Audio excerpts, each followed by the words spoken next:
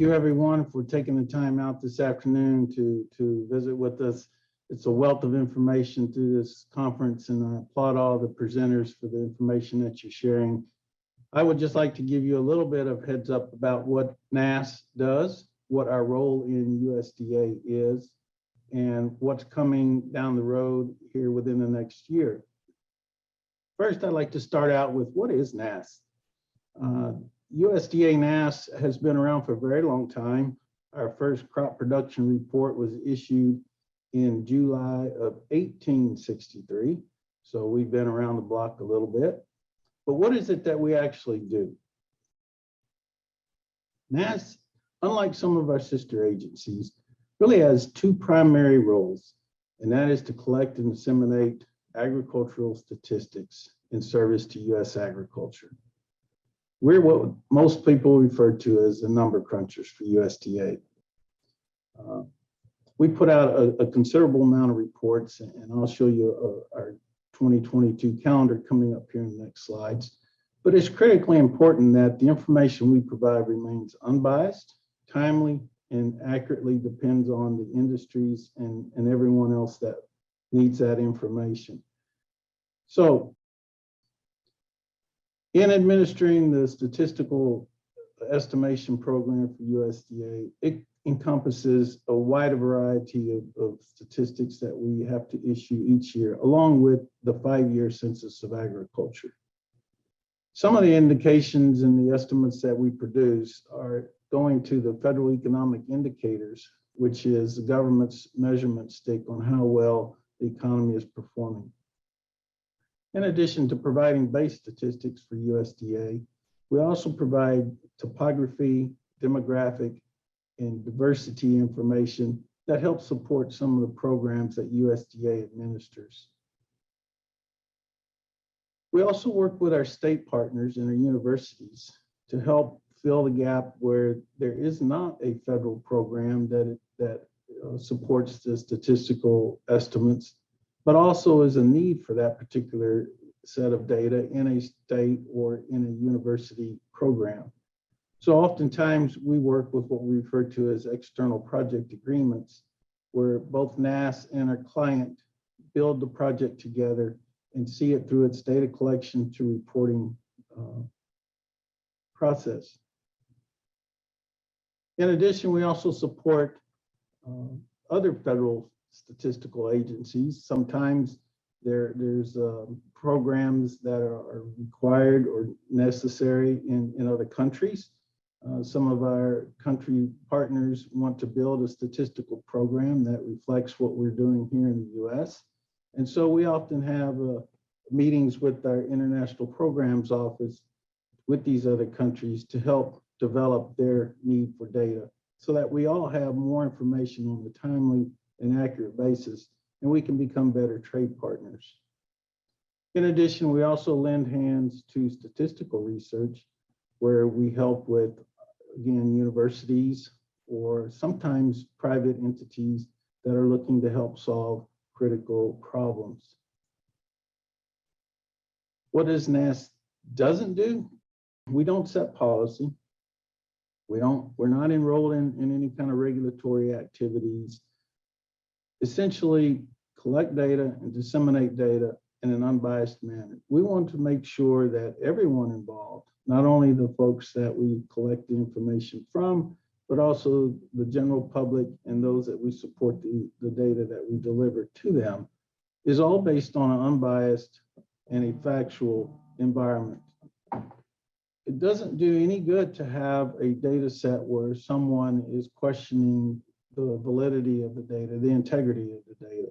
So we spend an awful amount of time trying to perfect that sampling and the data collection methodology such that we can deliver sound and quality statistics in service to agriculture. The big key for us is data confidentiality. We are guided by Title VII of the US Code that any information is provided to us, we must maintain in a confidential and secure manner. We're also guided by the SUPSIA Act of 2018 for the confidentiality protection, information protection, and statistical programs. Those two mechanisms in their whole help us provide the confidentiality and security to the respondents at which we collect the information for.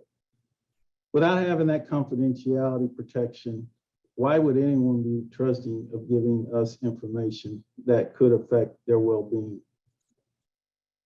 That's what produces our surveys and gathers our information for us on a voluntary basis. As I mentioned earlier, this is our 2022 agricultural statistics calendar.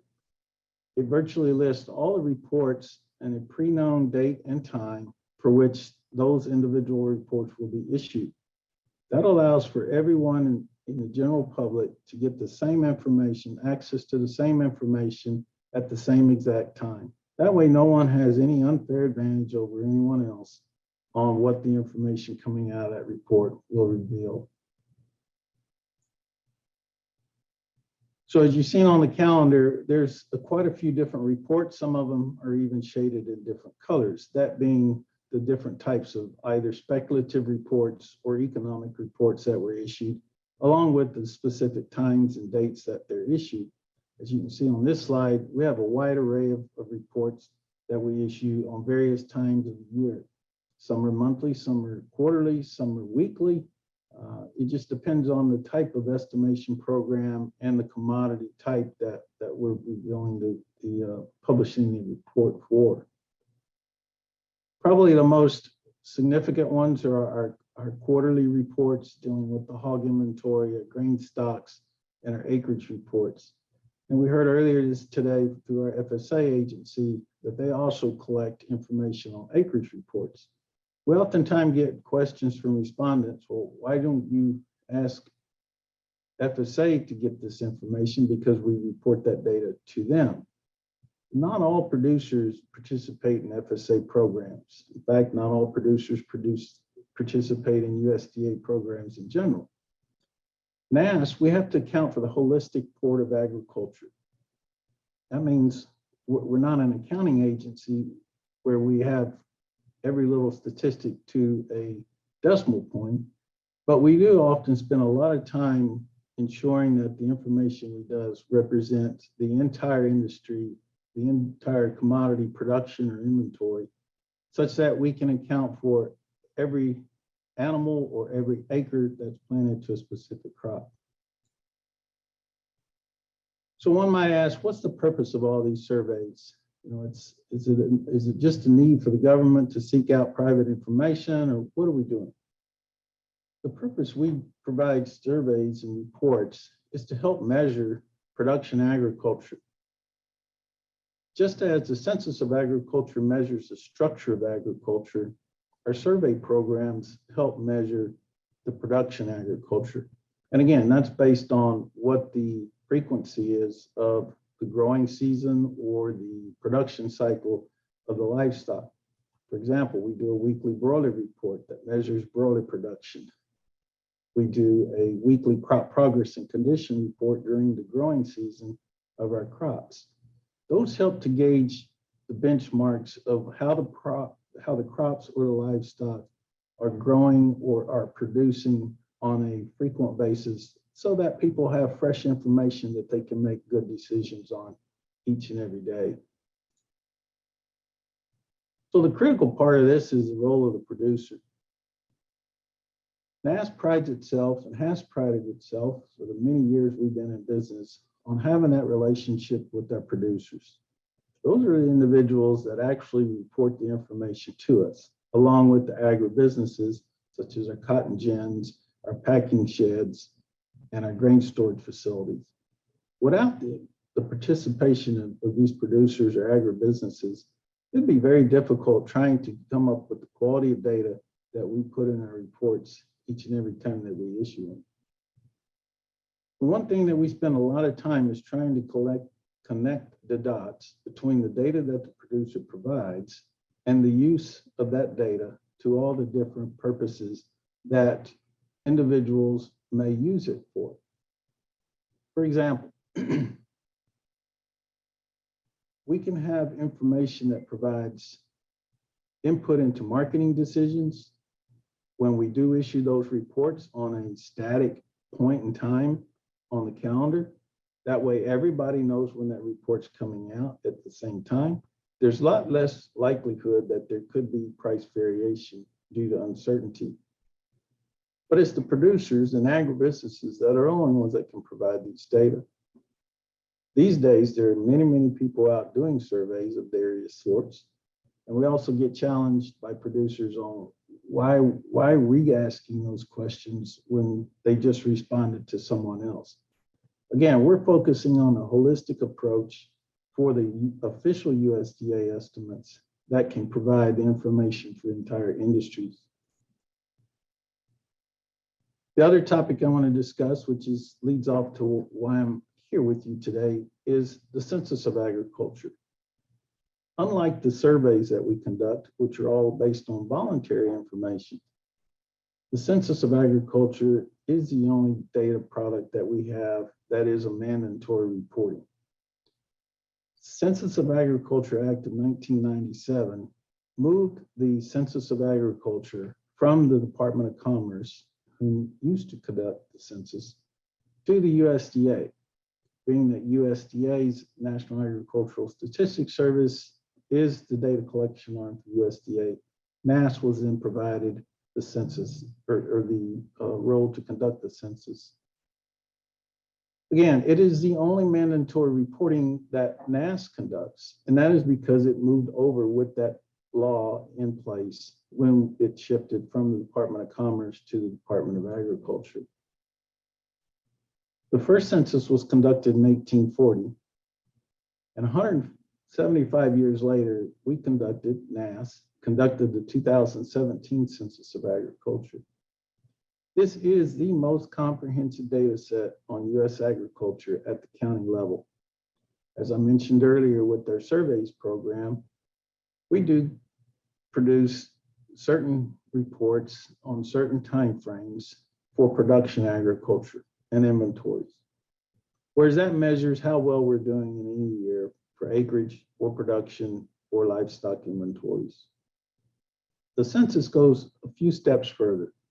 Not only are we measuring the number of farms, land and farms, what those farms are producing, but we're also measuring who those producers are, where they're located, what types of issues they're having, so that we can help, we being USDA, can help develop programs to help address those issues. So I often explain to our audiences when I provide these presentations that if there's two statistics that are really, really important to USDA, it's the number of farms and the land in farms. And I'll share with you here at the end of the presentation our census website. If you have an interest in there, you can go out and look at each of the county profile levels for your particular county and see how well you're doing compared to other counties, and or how your agricultural production is contributing to your agricultural commodity. Your agriculture economy in your county. That's very huge, particularly for county administrators. So what is a farm? In 1974, USDA produced or defined a farm as any place that produces or sells $1,000 of agricultural products.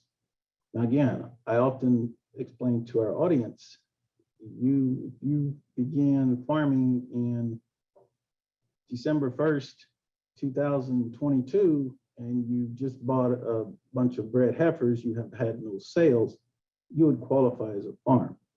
As long as you have the potential to sell $1,000 more of agricultural products, we want to count you as a farm. Those farm numbers are one of the most critical estimates for USDA. So who uses this data? We're not out just to collect information and store it in a database or put it out on a website somewhere. We want to make sure that the information is relevant, particularly for the producers, the agribusinesses, the agricultural industries, and organizations that need that information to help base either their programs or their activities in a much more clear and accurate representation. So such things as the Census of Agriculture, it's not going to put money in your pocket tomorrow. It's not going to, it may not even contribute to any of your financial well-being today or down the road. But hopefully that information will be available so that your industry, your organizations, universities can use that information and develop programs and support issues such as staffing county offices with USDA personnel so that we can be here to help support our growers and our producers. Not only that, but you have a whole different sector of industries or food processors, transporters, banks, financial institutions that rely on that information to know not only where our farms are, what they're producing, what the outlook is going to be in the future, so that we know where to build plants, we know how to build infrastructure, we know how much finance may be necessary. So analysts use our Nass statistics to project all kinds of trends, whether they be demographic trends. We've heard of a presentation earlier about mental health trends. We've had a return of many veterans back to the agricultural world. So USDA helped establish a veterans program. We also know that our age of our agricultural producers are continue to climb, increase. And that's a good thing because that means we're still living. But at the same time, we need to look at programs that will allow entry into agriculture so that we can put returning individuals back to the farm and make an easier path for them gaining finance and other opportunities. Again, U.S. legislature and state legislatures, state departments of agricultures, farm associations, there's a whole wealth of individuals that use information to make very important policy decisions, as well as growth and potential investment opportunities. So when you read a newspaper or magazine article next time, really think back and say, well, maybe did I get a survey from Nass that helped put that information together? Because we're oftentimes quoted in many of the different trade magazines and news articles that deal with agricultural data. So I mentioned our website a little minute ago. We have actually two different kinds of websites. We have our, what we call our surveys website that has our data statistics on it. There is a online database that you can go query if you're interested in specific commodity data. We also have a census website. I'll get to that here in a minute, but I wanted to focus on a couple of parts of this website here. We've been undergoing a tremendous amount of revitalization for our information technology programs. We recently developed an online portal that interfaces with, or potentially will be interfacing with farmers.gov. So that'll allow producers, particularly those that have programs set up with NRCS or FSA, and they already have an e-authentication code, they will be able to access the Nass website through that portal and use their authentication code to complete the surveys for Nass. In addition to that, we're building some data dissemination products and other informational graphics that hopefully interact with the individual that's completing their survey. So it more or less connects the dots for them on the data that they're providing into the product for which will be published. This is a picture of our website, and I want to put this on here for a couple of reasons. If you're a history buff like I am, you can go out to the historical Census of Ag publications that go back until the late 1800s and take a picture of what agriculture was in your area. Again, some of these are on just a photocopy. Most of our latest products are all in an online database.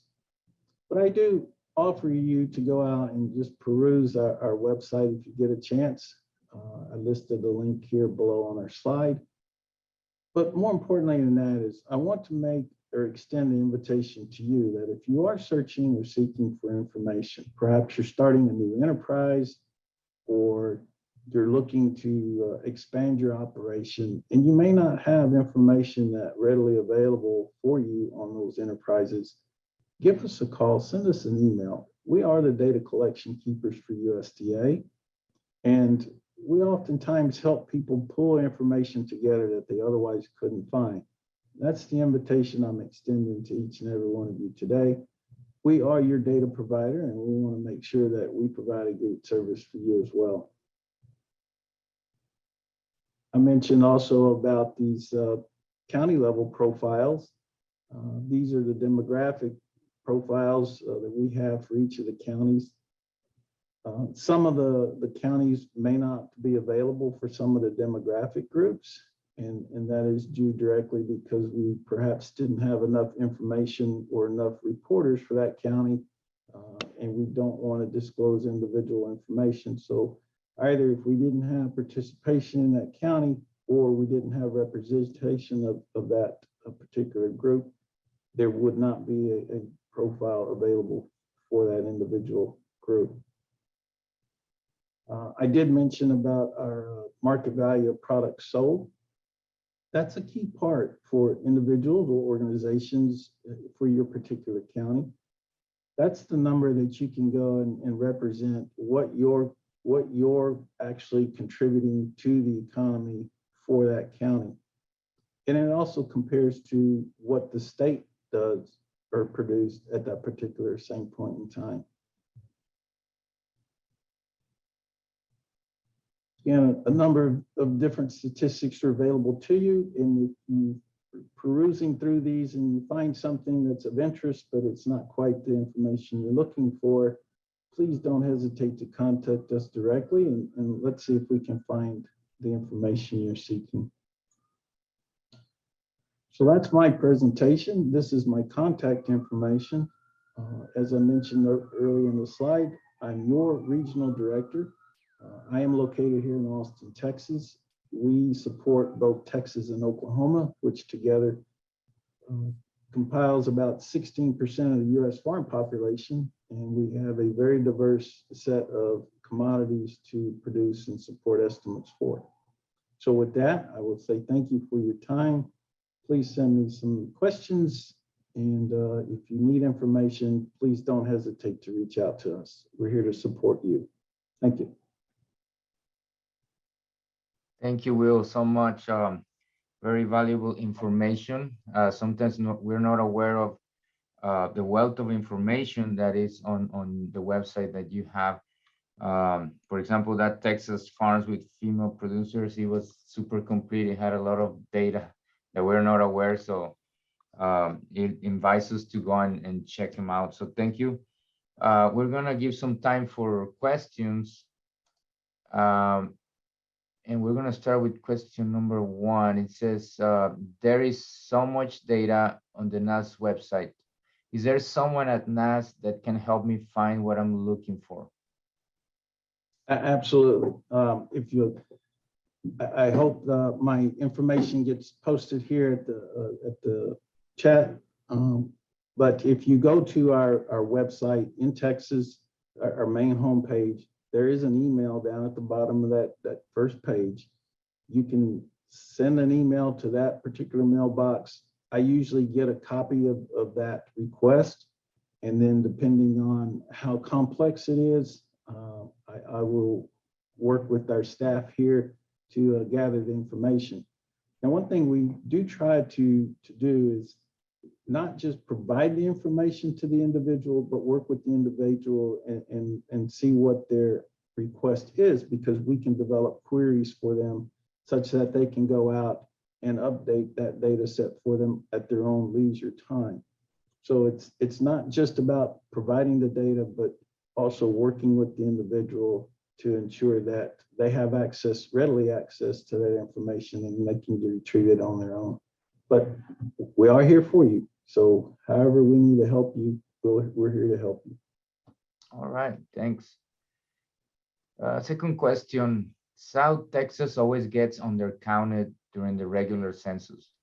Is there any risk of similar undercounting in the agricultural census? That's a great question, and I appreciate the one that submitted that.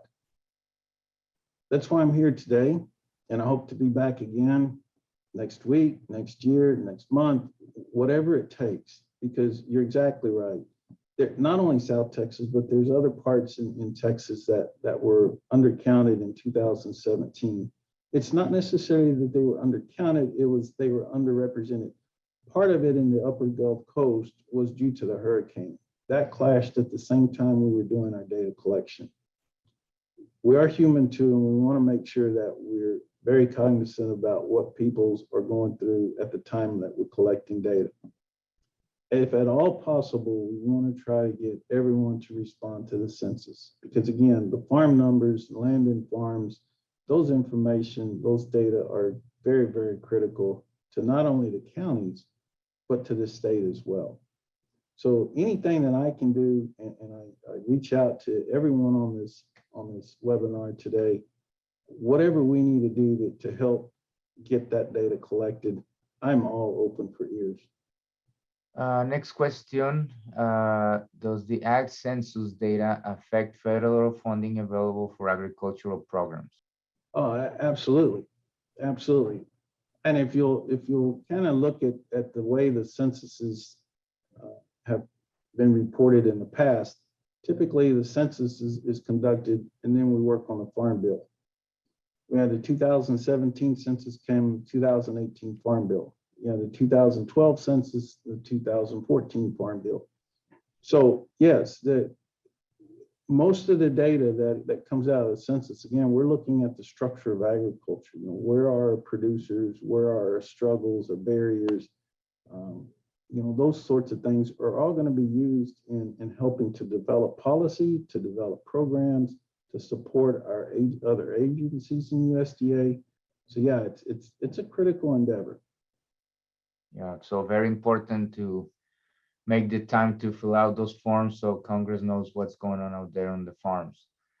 Okay, last question says, what percentage of farmers is assumed to not report their data? I get that question quite often as well, and it really depends on the survey or the data product that we're seeking data for. Many of our smaller surveys, even though they may be every month or every week, usually have very high participation rate, and that's because they're simple. And when you get into something like the census, and again, I go out and visit with audiences many times on the complexity of the census. It is a very thick book. However, unless you're a very diversified farm that has storage and row crops and livestock and garden vegetables, and if you have a little bit of everything, it's going to be a time consuming to fill that census form out. However, for probably 80% of the respondents, they're only going to fill out 2 or 3 sections of that census form. So again, I offer, if it's a little intimidating, give us a chance, give us a call, let us help you work through it. All right, great. Well, thank you again, Will, and we hope to see you next time. One Yes. quick question. One quick All right. question for Mr. Hundle that didn't come through the Q&A. Mr. Hundle, does Nass have any internship programs for students interested in careers and statistics in USDA? Yes, we do actually, and I don't recall the name, and I'm not sure it would be proper to announce that here anyway. But we actually are. We do have one that we just hired or will be hiring for our summer intern program out of the Valley. So yes, we do. Nice. Shout out to the Valley and all the statisticians coming from this fertile mathematical genius area. So thank you so much. Mr. Hundle, that was fantastic. Since this is an incredible resource for farmers, for I know for us at the university, we use it all the time. And it's incredible. So thank you so much for your work. And especially with something like this, I mean, people sometimes question, like, why do we need this information? Why is it important? But I think I always go back to this what gets measured gets managed. Without that data, without that information, the government's powerless to sort of like help producers help residents with sort of food security issues, right? So like getting that data is power, and it enables the government to do what it does best. So thank you so much, Mr. Hundle.